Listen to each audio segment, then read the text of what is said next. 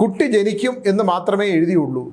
പക്ഷേ ഈ കുട്ടി ജനിക്കുമ്പോൾ ഒരു മൃത്യു സംഭവിക്കും. അത് ആർക്കാണെന്ന് ഞാൻ പറയില്ല. ജീവിച്ചിരിക്കുന്ന ഒരാളുടെ വലിയൊരു പടം വരച്ചോടെ ഫിറ്റ് ചെയ്തു. അച്ഛൻ മരിക്കുന്ന 2 ദിവസം മുമ്പ് ആ ഫോട്ടോ നിലത്ത് വന്ന് വീണു, പൊട്ടിയില്ല, അച്ഛൻ പോയി.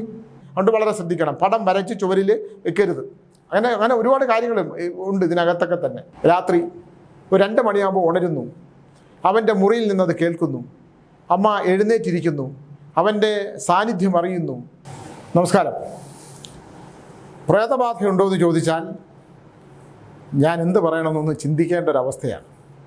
ഒരു വിഭാഗം ജനങ്ങൾ പറയുന്നു, സ്വാമി എന്തിനാണ് അന്ധവിശ്വാസം പടർത്തുന്നതെന്ന്. മരിച്ചു കഴിഞ്ഞാൽ പിന്നൊരു ജീവിതമില്ല, മരിച്ചു കഴിഞ്ഞതിനെക്കുറിച്ച് ജീവിതം എന്ന് പറയാൻ പറ്റില്ല. മരണത്തിന് മുമ്പുള്ളതാണ് ജീവിതം, ജനനം മുതൽ മരണത്തിലേക്കുള്ള യാത്ര. പക്ഷെ മരിച്ചു കഴിഞ്ഞ് നമ്മൾ ആരെയും കാണുന്നില്ല.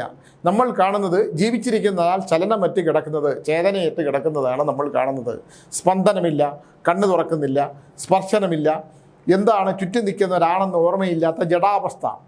ആ ജഡാവസ്ഥയിൽ കിടക്കുന്ന ആളെ നമ്മൾ കൊണ്ടുപോയിട്ട് സംസ്കരിക്കുന്നു. ഓരോ മതവിഭാഗത്തിൻ്റെ അടിസ്ഥാനത്തിൽപ്പെട്ടവരെ, ഇപ്പോൾ ക്രൈസ്തീയ വിഭാഗത്തിൽപ്പെട്ടവരാണെങ്കിൽ അവർക്ക് പാരമ്പര്യമായിട്ടുള്ള ഒരു കല്ലറയുണ്ട്, ആ കല്ലറയ്ക്കകത്തിട്ട് ഇറക്കി വയ്ക്കുന്നു. മറ്റേ മുസ്ലിം സമൂഹത്തിൽപ്പെട്ടവരാണെങ്കിൽ അവർക്ക് അവരുടേതായിട്ടുള്ള ഒരു ആചാര രീതിയുണ്ട്, സംസ്കാര രീതിയുണ്ട്. ഹിന്ദുക്കളെ സംബന്ധിച്ചിടത്തോളം അവരിപ്പോൾ ഇലക്ട്രിക് ശ്മശാനത്തിലേക്ക് അങ്ങോട്ട് കൊണ്ട് കിടത്തി, എത്ര പ്രിയപ്പെട്ടവരാണെങ്കിലും അങ്ങോട്ട് കയറ്റി 5 ദിവസം ഭസ്മമാക്കി അങ്ങോട്ട് ഭസ്മമാണല്ലോ മനുഷ്യ ശരീരം. നമ്മൾ ഭസ്മം തൊടുന്നതിൻ്റെ അർത്ഥം തന്നെ മനുഷ്യ നിൻ്റെ ശരീരം ഭസ്മമാകുന്നു എന്നുള്ളതിൻ്റെയും കൂടെയാണ്. എത്ര ബുദ്ധിയുള്ളവനാണെങ്കിലും, എത്ര ബലമുള്ള അസ്ഥികഷ്ണമാണെങ്കിലും, എത്ര ബലമുള്ള മസിൽ പേശികൾ ഉണ്ടായിരുന്നെങ്കിലും എല്ലാം ഭസ്മമാണെന്നാണ്. അപ്പോൾ നമ്മൾ ഈ മരണാനന്തരത്തിന് ശേഷമുള്ള ഒരവസ്ഥയെക്കുറിച്ച് ജീവിതമൊന്നും പറയാൻ പാടില്ല എന്നുള്ളതാണ് ഞാൻ ഇന്നിപ്പോൾ പറയാൻ പോകുന്ന ഒരു അനുഭവ കഥയുടെ ഏറ്റവും ഉള്ളടക്കം. ഞാൻ തന്നെ ഇപ്പോൾ ഇങ്ങോട്ട് വന്നപ്പോൾ ചിന്തിക്കുമായിരുന്നു, എന്താണ് ഈ വിഷയത്തെക്കുറിച്ചൊന്ന് സംസാരിക്കുക. വിഷയം എന്താണെന്ന് പറഞ്ഞാൽ, സൗദാമിനി ടീച്ചർ എന്ന് പറയുന്ന ഒരു ടീച്ചർ, ആ ടീച്ചറിനെ പ്രണയിച്ച് ഒരു വിവാഹം കഴിച്ചു.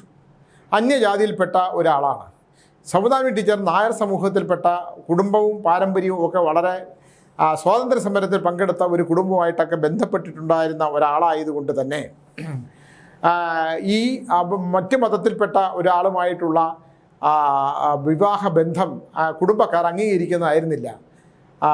മറ്റേതൊരു ഡ്രോയിങ് മാഷായിരുന്നു. അദ്ദേഹത്തിൻ്റെ ആദ്യ ഭാര്യ വിവാഹത്തിൽ ക്യാൻസർ ബാധ വന്ന് മരിച്ചതാണ്. കുട്ടികളൊന്നുമില്ല. എന്തായാലും സൗദാമിനി ടീച്ചറെ ആയിട്ടുള്ള ഇഷ്ടം തുടങ്ങിയത് അദ്ദേഹം സൗദാമിനി ടീച്ചറിൻ്റെ ഒരു പടം വരച്ചു കൊടുക്കുകയാണ്. അവർ ജീവനുണ്ടെന്ന് തോന്നിപ്പോയി. ശരിക്കും പറഞ്ഞാൽ സൗദാമിനി ടീച്ചർ വിവാഹം വേണ്ട എന്ന് മറ്റൊരു കാരണങ്ങൾ കൊണ്ടൊന്നുമല്ല, ജീവിതത്തിൽ വിവാഹം കഴിക്കാത്ത ജാതകത്തിൽ വലിയ വിഷയങ്ങളുണ്ട് എന്നാണ്. അവരപ്പോഴാണ് എന്നോട് പറയുന്നത്, സ്വാമി ഈ ജാതകത്തിലൊക്കെ പൊരുത്തങ്ങൾക്കും ജാതകദോഷം എന്നൊക്കെ പറയുന്നതിലൊക്കെ വലിയ സത്യമുണ്ട്.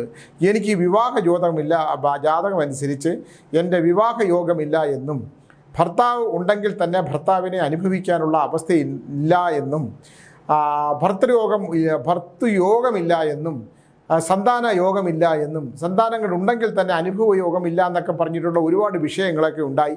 എന്നെ ഒരുപാട് പേര് വന്ന് വിവാഹം കഴിക്കാനും ഒക്കെ വന്നു. അതിൽ യുക്തിവാദികളായ ചിലർ പറഞ്ഞു, ടീച്ചറെ എൻ്റെ സൗന്ദര്യമൊക്കെ കണ്ട്, എൻ്റെ ജോലിയൊക്കെ കണ്ട്, എൻ്റെ കുറച്ച് സ്വത്തുക്കളൊക്കെ ഉണ്ടായിരുന്നത് കൊണ്ട് എനിക്ക് ടീച്ചറെ ഇതൊന്നും നോക്കണ്ട, ഞാൻ ടീച്ചറിനെ വിവാഹം കഴിക്കാം എന്ന് പറഞ്ഞു.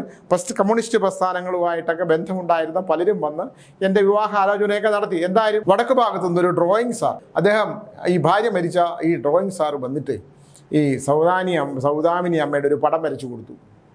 വളരെ കാലം ഇങ്ങനെ നോക്കിയൊക്കെ ഇരിക്കുമായിരുന്നു. എന്തായാലും ആ വിവാഹം കഴിഞ്ഞു, അവർ സന്തോഷകരമായിട്ട് ജീവിച്ചു. സമൂഹത്തിൽ നിന്നൊക്കെ ഒരുപാട് എതിർപ്പുകളുണ്ടായി. എന്തായാലും അവർ സന്തോഷത്തോടെ കഴിഞ്ഞ് സന്താനങ്ങൾ ജനിക്കില്ല എന്ന് പറഞ്ഞു. എന്തായാലും ട്രീറ്റ്മെൻറ്റൊക്കെ എടുക്കുകയും മണ്ണാറശാലയിലൊക്കെ പോയി ഉരുളിയൊക്കെ കമത്തി അവസാനം ഒരു സന്താനം, അത് ഒരു വലിയ ഒരു ഗണകൻ സമുദായത്തിൽപ്പെട്ട ഒരാൾ, വളരെ പ്രായമായ ആളാണ്. അദ്ദേഹം ഇന്ന സമയത്ത് നിങ്ങൾക്കൊരു കുട്ടി ജനിക്കും എന്ന് മാത്രമേ എഴുതിയുള്ളൂ. പക്ഷേ ഈ കുട്ടി ജനിക്കുമ്പോൾ ഒരു മൃത്യു സംഭവിക്കും. അത് ആർക്കാണെന്ന് ഞാൻ പറയില്ല, ഞാൻ എഴുതില്ല എന്ന് പറഞ്ഞു. അത് ഗണകന്മാർ പറയും അങ്ങനെ.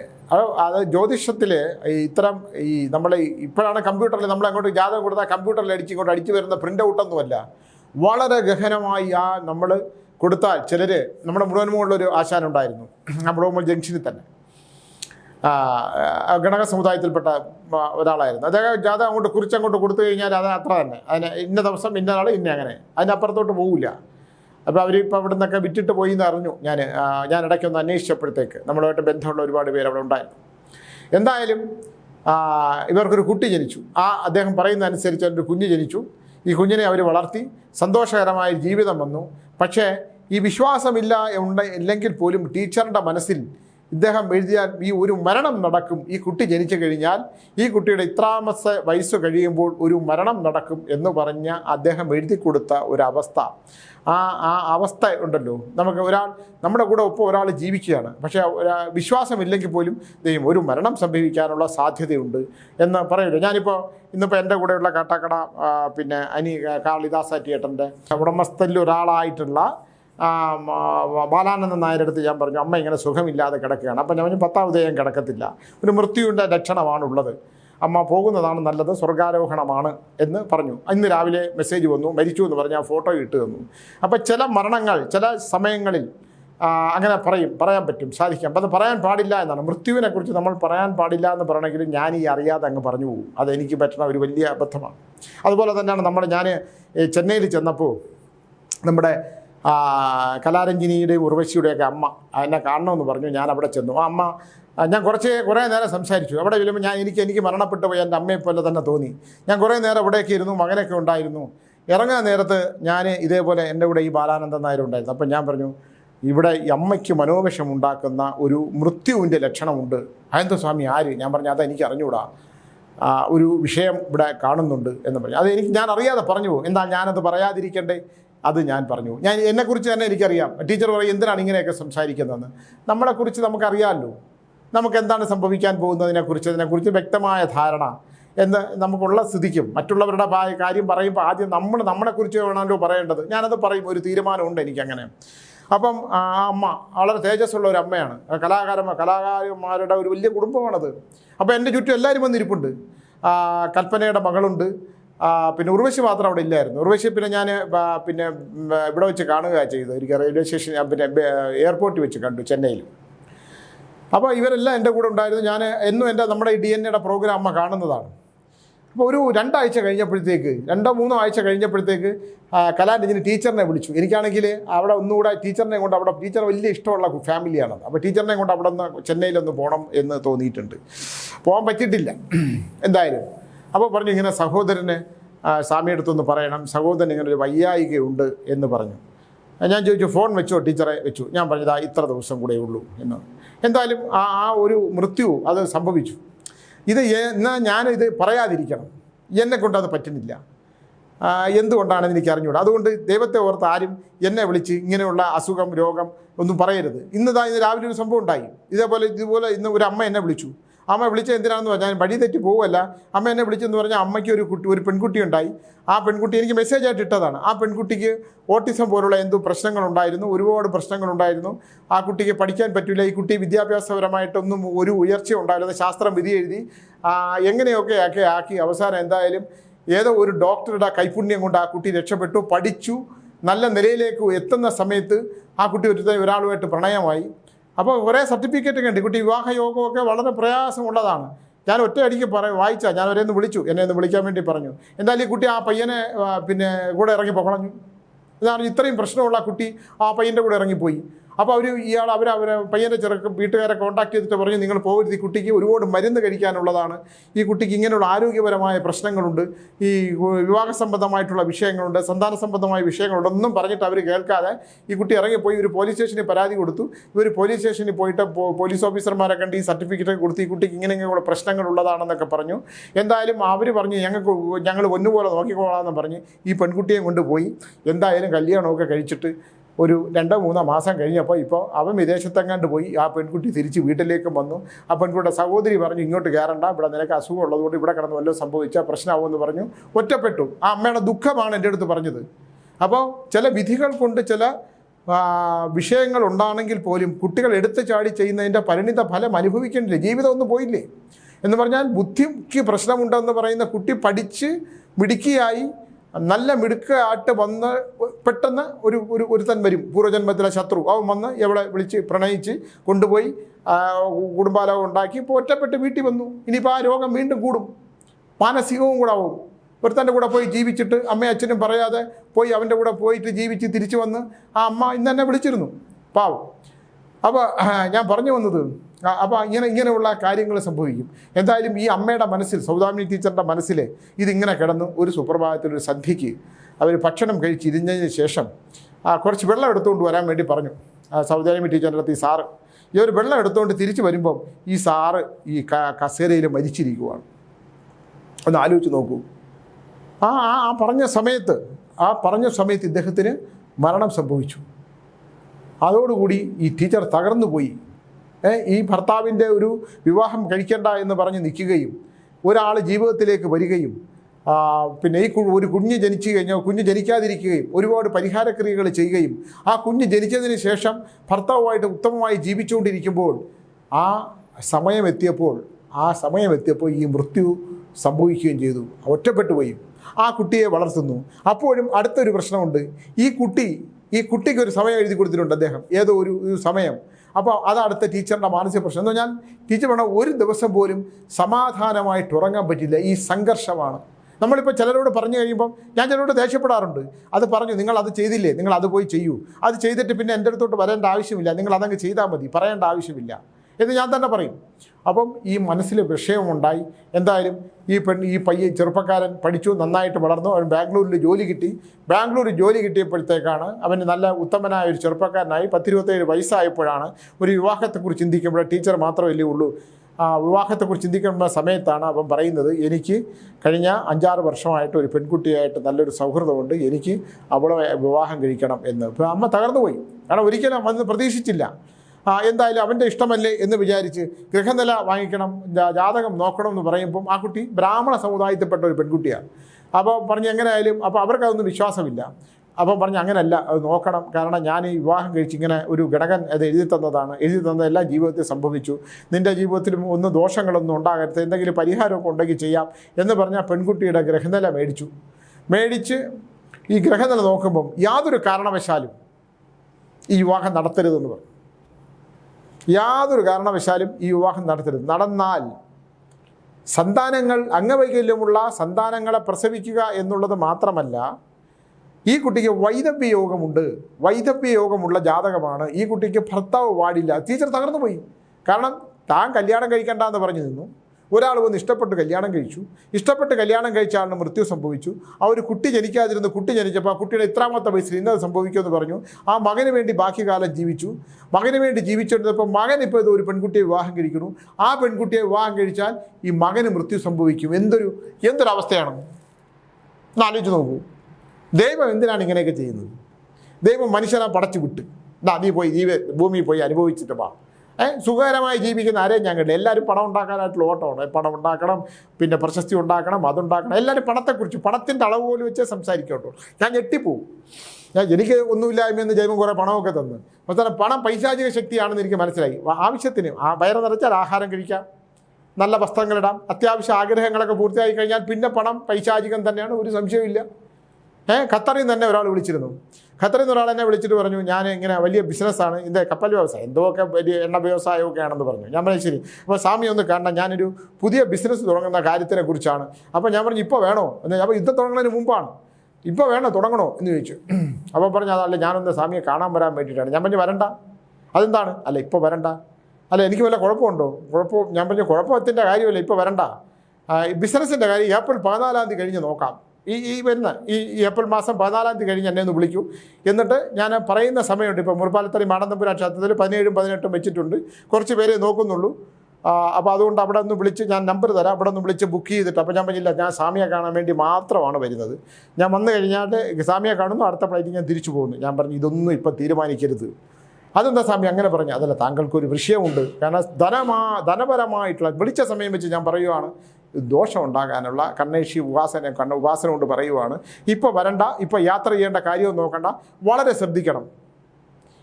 ഇനി ഏപ്രിൽ 14 കഴിഞ്ഞ് എന്നെ വിളിച്ചാൽ മതി എന്ന് പറഞ്ഞു. കഴിഞ്ഞ ദിവസം പുള്ളി വിളിച്ചിരുന്നു. ആ യുദ്ധത്തിൻ്റെ സകല ബിസിനസ്സും സ്തംഭിച്ചു. പുതിയ ബിസിനസ് തുടങ്ങാൻ പറ്റൂല എന്ന് മാത്രമല്ല, പഴയ ബിസിനസ് നിലനിർത്തണമെങ്കിൽ അദ്ദേഹം ഇനി ഒന്നേന്ന് തുടങ്ങണം. തകർന്നാണ് വിളിച്ചത്. ഞാൻ പറഞ്ഞു നിങ്ങൾ ധൈര്യമായിട്ടിരിക്കും, നമുക്ക് വേറെ ആലോചിക്കാം, തൽക്കാലം ഈ യുദ്ധത്തിൻ്റെ ഒരു അവസ്ഥ കഴിയട്ടെ. അപ്പം ഞാൻ ഓരോ മനുഷ്യൻ്റെ വിധിയാണ് പറയുന്നത്. അപ്പോൾ ഒന്നിനെ വെച്ച് നമുക്ക് തീരുമാനിക്കാൻ പറ്റില്ല. എന്തായാലും സൗദാമിനി ടീച്ചർ ആകെ പ്രശ്നത്തിലായി, ആ വിവാഹം കഴിപ്പിച്ചു കൊടുത്തു.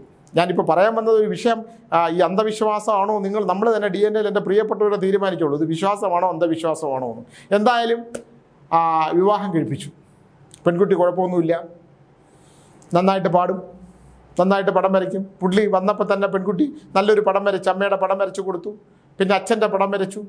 മരിച്ചവരുടെ പടം രേഖാമൂലം വരയ്ക്കരുത്, ഒരിക്കലും വരയ്ക്കാൻ പാടില്ല.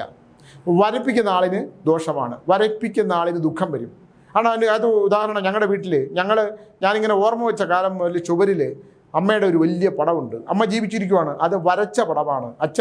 അച്ഛൻ്റെ ഒരു സുഹൃത്തായ KG ആർട്ടിസ്റ്റ് ഗോപാലകൃഷ്ണൻ മാമൻ എന്നാണ് ഞങ്ങളൊക്കെ വിളിക്കുന്നത്. ആ മാമൻ അമ്മയുടെ ഒരു വലിയ പടം, ജീവിച്ചിരിക്കുന്ന ഒരാളുടെ വലിയൊരു പടം വരച്ചോടെ ഫിറ്റ് ചെയ്തു. അച്ഛൻ മരിക്കുന്ന 2 ദിവസം മുമ്പ് ആ ഫോട്ടോ നിലത്ത് വന്ന് വീണു, പൊട്ടിയില്ല, അച്ഛൻ പോയി. അപ്പോൾ ഇങ്ങനൊരു വിഷയമുണ്ട്, നമ്മൾ വളരെ ചിന്തിക്കേണ്ട. പടം വരയ്ക്കുന്ന പടങ്ങൾ, ജീവിച്ചിരിക്കുന്ന ആളിൻ്റെ പടങ്ങൾ വരപ്പിക്കുമ്പോൾ വരയ്ക്കുന്ന ആളിന് ദോഷമുണ്ടാകുന്ന ഒരുപാട് സംഭവമുണ്ട്. എന്താണെന്ന് ചോദിച്ചാൽ എന്നെ പേഴ്സണലായിട്ട് കണ്ടാൽ ഞാൻ പറഞ്ഞുതരാം, ആരെങ്കിലും അങ്ങനെ ഉണ്ടെങ്കിൽ. അതുകൊണ്ട് വളരെ ശ്രദ്ധിക്കണം, പടം വരച്ച് ചുവരിൽ വെക്കരുത്.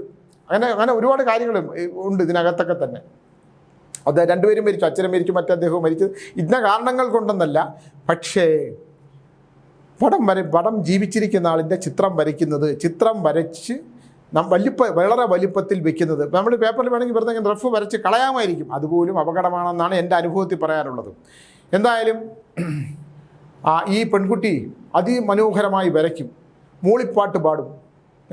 ഈ മകനുമായിട്ട് ആ പെൺകുട്ടി ജീവിക്കുന്ന കണ്ട് അമ്മയ്ക്ക് അതിമറന്ന സന്തോഷമാണ്. അപ്പോഴാണ് അമ്മയ്ക്ക് ഈ 2 ജാതകവും എടുത്തുകൊണ്ട് അമ്മ ആ ഗണകനെ അന്വേഷിച്ചു പോയി. അപ്പോൾ ഗണകൻ മരിച്ചു. ആ ഗണകൻ മരിച്ചിട്ട് ആ കുടുംബത്തിൽ അത്യാവശ്യം കാര്യങ്ങളൊക്കെ നോക്കുന്ന ഒരാളുണ്ട്. അദ്ദേഹം വളരെ പ്രാഗൽഭ്യമുള്ള ആളൊന്നുമല്ല ജ്യോതിഷം സംബന്ധിച്ച്, പക്ഷേ പറയും, ഫലങ്ങൾ നന്നായിട്ട് പറയും. അദ്ദേഹം പറഞ്ഞു, ഞാൻ അച്ഛനെ പോലെ അല്ലെങ്കിൽ അപ്പൂപ്പനെ പോലെ ഇത്രയും പ്രായമുള്ള ആളല്ല, ഞാൻ അപ്പൂപ്പൻ്റെ ഈ ചാരി കസേര വളരെ വർഷങ്ങൾ പഴക്കമുള്ളതാണ്, ഞാൻ ആ കസേരയിലിട്ട് ഇരിക്കും, ഞാൻ ഒരു ചന്ദനത്തിരി കത്തിച്ച് വയ്ക്കും, ഞാൻ ഫലങ്ങൾ ഇങ്ങനെ പറയും, ഞാനൊന്ന് നോക്കട്ടെ എന്ന് പറഞ്ഞ് അദ്ദേഹം അതിലേക്ക് കയറിയിരുന്നു. നോക്കിയിട്ട് കുറേ നേരം പുള്ളി ഇങ്ങനെ നീങ്ങിയിട്ട് പറഞ്ഞു, അമ്മേ ടീച്ചറേ, എനിക്കെൻ്റെ അപ്പൂപ്പൻ്റെ ഗ്രാഹ്യമില്ല, പക്ഷെ അദ്ദേഹത്തിൻ്റെ ഇരിപ്പിടത്തിൽ ഇരിക്കുമ്പോൾ എനിക്ക് അദ്ദേഹത്തിൻ്റെ ഒരു സാന്നിധ്യം ഉണ്ടാകുമെന്ന് ഞാൻ വിശ്വസിക്കുകയാണ്. ഈ ജാതകത്തിനെ സംബന്ധിച്ചിടത്തോളം ഈ കുട്ടിക്ക് വൈധവ്യ യോഗം, അവർ ഞെട്ടിപ്പോയി. ഞാൻ മകന് ഒരു അപകട മരണം, ഒരു മൃത്യു നിൽക്കുന്ന സമയമാണ്, എത്രയും പെട്ടെന്ന് ഇതിന് പരിഹാരമുണ്ടോ എന്ന് ചോദിച്ചാൽ എനിക്കിതിന് പരിഹാരം പറഞ്ഞു തരാൻ പറ്റില്ല എന്ന് അദ്ദേഹം പറഞ്ഞു. മൃത്യുവിനൊന്നും പരിഹാരമില്ല. കുറേ മൃത്യുഞ്ജയ ഹോമം നടത്തും. മൃത്യുഞ്ജയ ഹോമം ഇതോട്ട് ബന്ധമുള്ളതൊന്നുമല്ല. മരണം തീരുമാനിച്ച് ഉറപ്പിച്ചാൽ അതിനൊരു പരിഹാരവും ഇല്ല. മൃത്യുഞ്ജയ ഹോമമൊക്കെ വേറെയാണ്.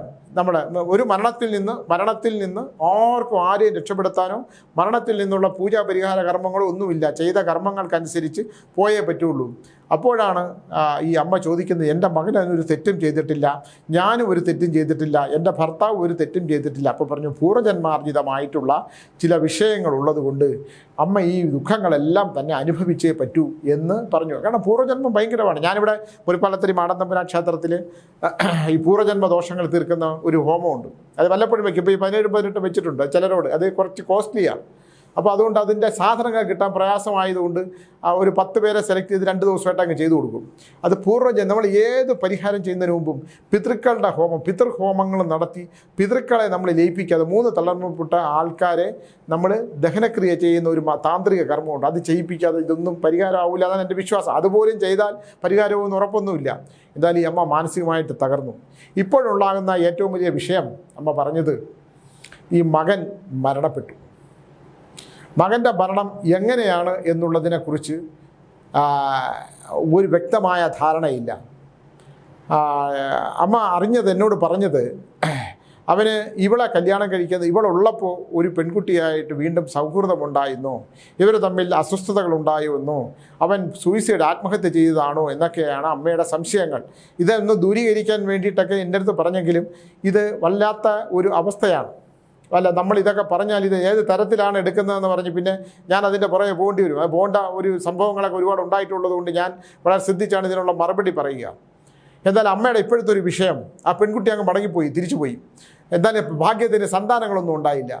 സന്താനങ്ങൾ ഉണ്ടാകാത്തത് കൊണ്ട് അതൊരു മഹാഭാഗ്യമായിട്ടാണ് ഞാൻ കരുതുന്നത്. ആ കുട്ടീനെ വേറെ വിവാഹം കഴിച്ച് വേറെ ആരെങ്കിലും പടമൊക്കെ വരച്ചു കൊടുത്ത് അത് ആ കുട്ടി അങ്ങ് ജീവിക്കുമെന്ന് നമ്മൾ വെച്ചേക്കാം. പക്ഷേ ടീച്ചറെ സംബന്ധിച്ചുള്ള ഇപ്പോഴത്തെ ഒരു പ്രശ്നം എന്ന് പറഞ്ഞാൽ, രാത്രിയാകുമ്പോൾ ഇവൻ പാടുന്ന ആ പെൺകുട്ടി പാടിയതുപോലുള്ള മൂളിപ്പാട്ട്, ആ പെൺകുട്ടി പാടിയ മൂളിപ്പാട്ട് ഈ പയ്യൻ്റെ ഷൂളമടിച്ച് പാടുന്ന പോലെ അമ്മയ്ക്ക് കേൾക്കുന്നു. രാത്രി ഒരു 2 മണിയാകുമ്പോൾ ഉണരുന്നു, അവൻ്റെ മുറിയിൽ നിന്നത് കേൾക്കുന്നു. അമ്മ എഴുന്നേറ്റിരിക്കുന്നു, അവൻ്റെ സാന്നിധ്യം അറിയുന്നു. അവൻ കരയുന്ന ശബ്ദം കേൾക്കും. അമ്മയെ മാപ്പ് തരണം എന്ന് പറഞ്ഞിട്ട് അമ്മയുടെ കാൽക്കലേക്ക് വീഴണം, എനിക്ക് തെറ്റ് പറ്റിപ്പോയി, അബദ്ധം പറ്റിപ്പോയി. അപ്പം അവരുടെ അമ്മയുടെ ടീച്ചറിൻ്റെ ഒരു സംശയം എന്താണെന്ന് വെച്ചാൽ, ടീച്ചറെ ഇനി സ്വാമി ഇനി ഇവൾക്ക് വേറെ വല്ല സൗഹൃദവും മുമ്പുണ്ടായിരുന്നു. അപ്പോഴാണ് ഞാനിത് പറയുന്നതുകൊണ്ട് ടീച്ചർ ക്ഷമിക്കണം, ടീച്ചർ എൻ്റെ DNA ചാനലിൽ കാണുന്നതാണ്. യഥാർത്ഥത്തിൽ സംഭവിച്ചത് എന്താണെന്ന് വെച്ചാൽ, അയാൾ ആത്മഹത്യ ചെയ്തതാണ്. അതിനകത്ത് എനിക്കൊരു സംശയമില്ല. എന്തിന് ആത്മഹത്യ ചെയ്തു എന്നുള്ളതാണ്. എന്താണ്, ഈ വിവാഹം കഴിച്ചു വരുന്ന പെൺകുട്ടി ഒരു വിവാഹ നിശ്ചയം ഒരാളുമായിട്ട് ഇഷ്ടപ്പെട്ട് വിവാഹ നിശ്ചയം കഴിഞ്ഞതാണ്.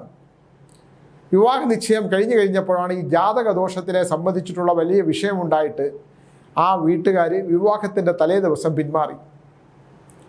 ആലോചിക്കണം, ഇത് മറച്ചു വെച്ചുകൊണ്ട്, അതിന് കല്യാണം കഴിഞ്ഞു എന്ന് തന്നെ നമുക്ക് അറിഞ്ഞുകൂടാ, മറച്ചു വെച്ചുകൊണ്ട് ഈ ചെറുപ്പക്കാരനെ വിവാഹം കഴിച്ചു. ഇത് വളരെ കാലത്തിന് ശേഷം ഇവർ തമ്മിൽ പുറത്തു പോയപ്പോൾ ഈ ഏതോ ഒരു സുഹൃത്ത് ഇയാളല്ലേ എന്ന് പറഞ്ഞ് ആ മറ്റേ സുഹൃത്തിൻ്റെ പേര് പറഞ്ഞു. ഇവർ തമ്മിൽ മാനസികമായ പ്രശ്നങ്ങളുണ്ടായി, മാനസിക സംഘർഷങ്ങളുണ്ടായി, പ്രശ്നങ്ങളുണ്ടായി, ദാമ്പത്യത്തിൽ പൊരുത്തക്കേടുകളുണ്ടായി. പക്ഷേ ഈ അമ്മയുടെ മുമ്പിൽ ഇവർ നന്നായിട്ട്, വല്ലപ്പോഴും ബാംഗ്ലൂരിൽ നിന്ന് ഇങ്ങോട്ട് വരുമ്പോഴാണ് ഇവർ നല്ല ഉത്തമ ദമ്പതികളായിട്ട് അനുഭവിച്ചെങ്കിൽ പോലും ഇവൻ അനുഭവിച്ച ഒരു മാനസിക സംഘർഷം, തൻ്റെ ഭാര്യയ്ക്ക് മറ്റൊരു പുരുഷനുമായിട്ട് സൗഹൃദമുണ്ടായിരുന്നു എന്നും ആ സൗഹൃദത്തിൻ്റെ വിവാഹ നിശ്ചയം വരെ കഴിഞ്ഞതാണെന്നും ആ വിവാഹ നിശ്ചയം വിവാഹം കഴിഞ്ഞോ എന്നുള്ളതെല്ലാം കൺഫ്യൂഷൻ ആയിക്കൊണ്ട് പ്രശ്നങ്ങളുണ്ടായിക്കൊണ്ട് അവന് സഹിക്കാൻ വയ്യാതെ അവൻ ആത്മഹത്യ ചെയ്തതാണോ, ഉറക്ക ഗുളികകൾ കൂടുതൽ കഴിക്കുക, അവൻ മദ്യപിക്കുകയൊന്നും ചെയ്തില്ല, അങ്ങനെ കഴിച്ചു മരിച്ചതാണോ എന്ന് ടീച്ചറിനൊരു സംശയം. യഥാർത്ഥത്തിൽ ഞാനത് ദൂരീകരിക്കാനായിട്ട് പോയില്ല. എന്തായാലും എൻ്റെ മകൻ്റെ ആത്മാവിന് മോക്ഷം കിട്ടാൻ സ്വാമി മരിച്ചവരുമായിട്ടൊക്കെ ഉള്ള ഒരു സംവാദമൊക്കെ ഞാൻ വായിച്ചു. സ്വാമിയുടെ തിരഞ്ഞെടുത്ത പ്രേതകഥകളും പ്രേതാനുഭവ കഥകളും ഒക്കെ ഞാൻ വായിച്ചു. സ്വാമി എൻ്റെ മകനുമായിട്ടൊന്ന് കമ്മ്യൂണിക്കേറ്റ് ചെയ്യാൻ കഴിയുമെങ്കിൽ ഒരു ദിവസം സ്വാമി എൻ്റെ വീട്ടിലേക്കൊന്ന് വന്നിട്ട് അവനുമായിട്ടൊന്ന് അവൻ്റെ മനസ്സിലെന്താണ്, അവനെ മോക്ഷപ്രാപ്തി, എൻ്റെ മരണശേഷം അവൻ എൻ്റെ വീട്ടിലൊരു പ്രേതാത്മാവായിട്ട് ജീവിക്കരുത്, അവൻ ഈ ശൂളമടിച്ച് ജീവിക്കരുത്. അതുകൊണ്ട് അവൻ എന്നെ ഒരുപാട് സ്നേഹിച്ചതാണ്, അവൻ നല്ല കുഞ്ഞായിരുന്നു.